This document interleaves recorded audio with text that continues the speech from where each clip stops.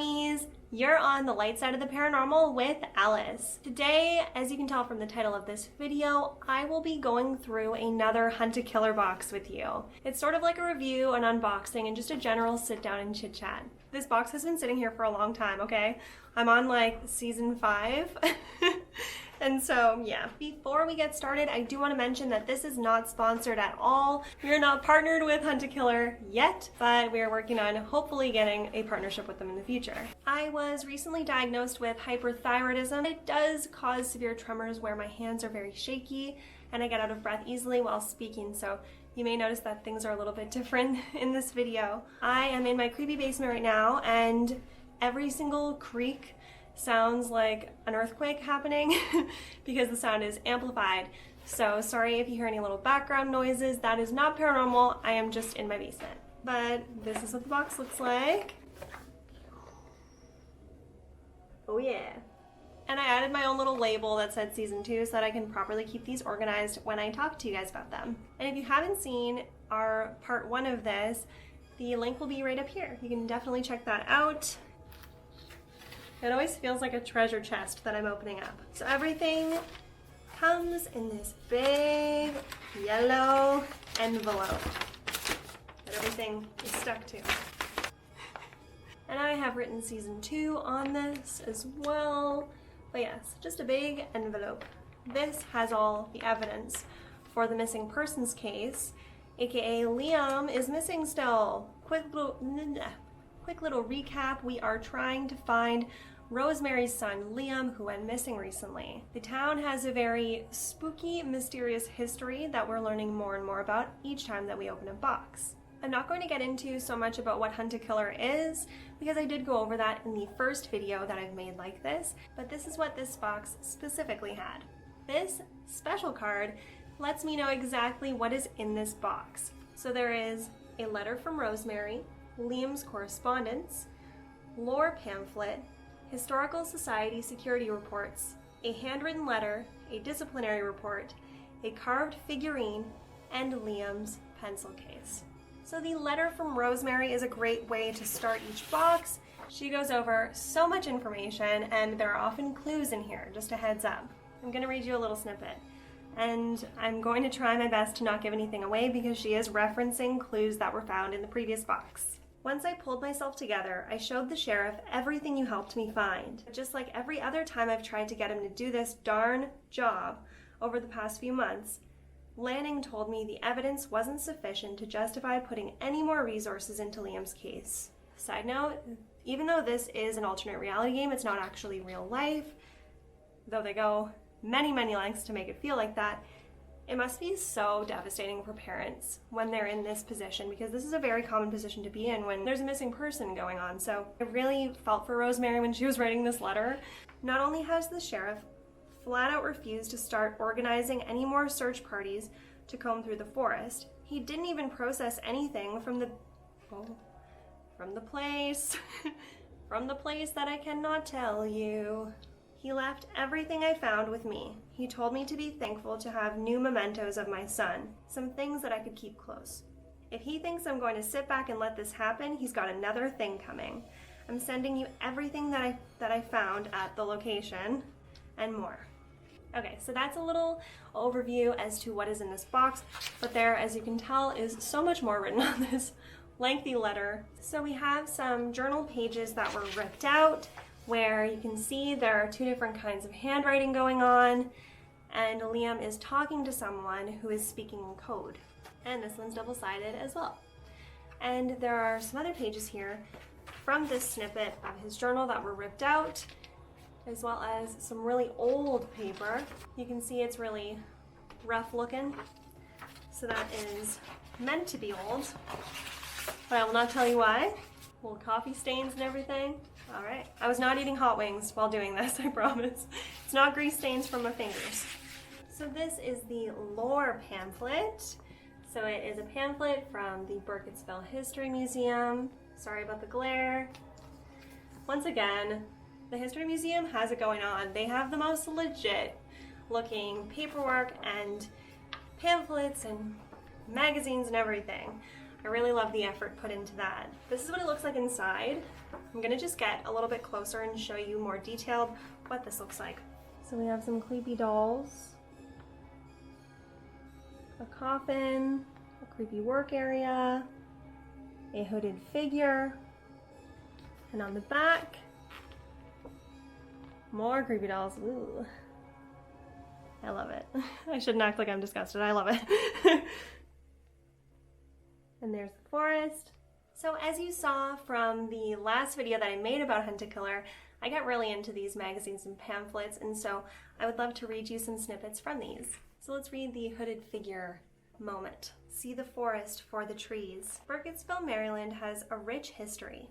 The Battle of Burkittsville saw a tactical win for Union soldiers during the Civil War, and several of the buildings on Main Street have stood where they stand for centuries. And of course, what Burkittsville is chiefly known for is our local folklore. Legend has it that an old witch resides in our Black Hills forest, cursing those who set foot in her woods. Is she real? Many believers and skeptics alike have taken a pilgrimage to fair Burkittsville to ask this very question.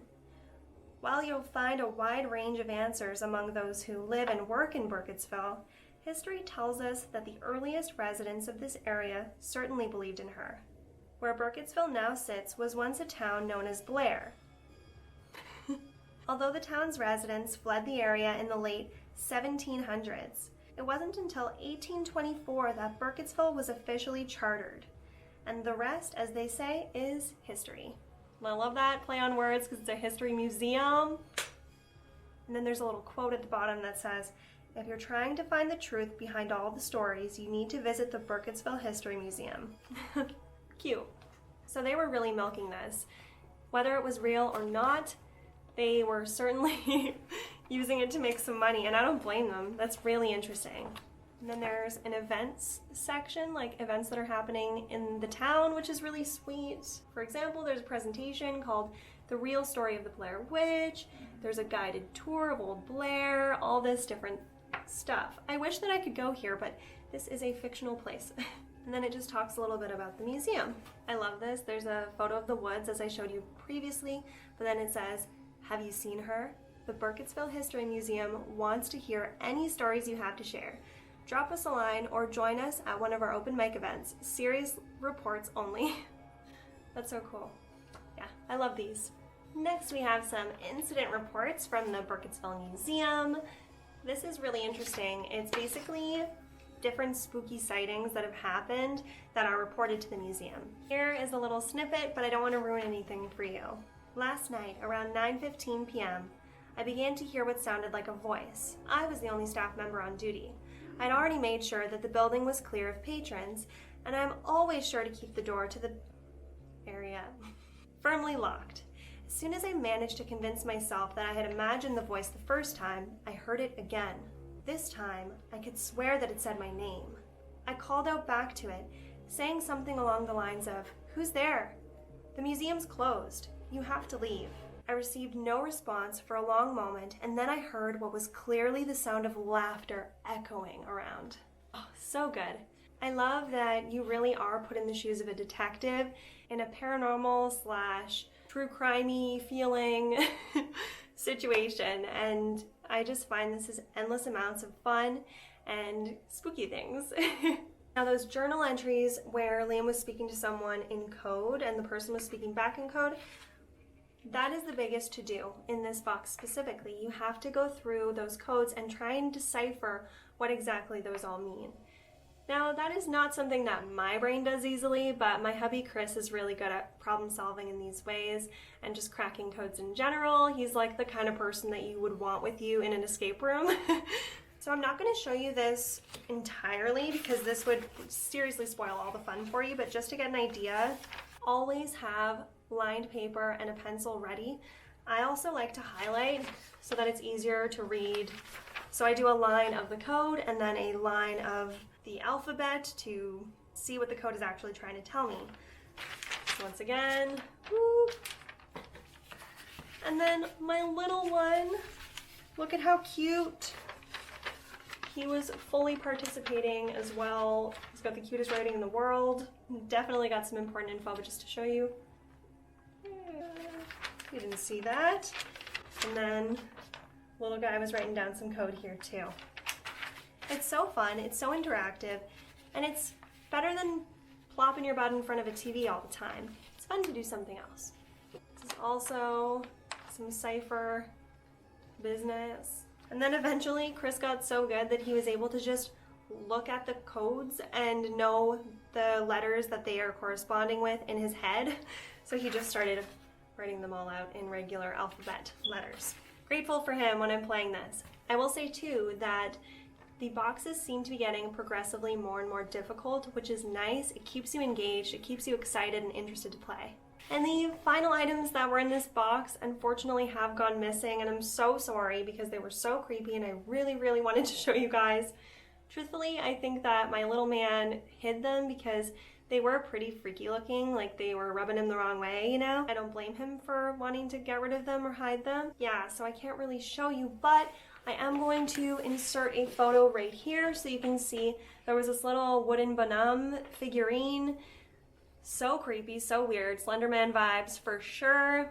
And supposedly these talisman style wood carvings were found throughout the forest.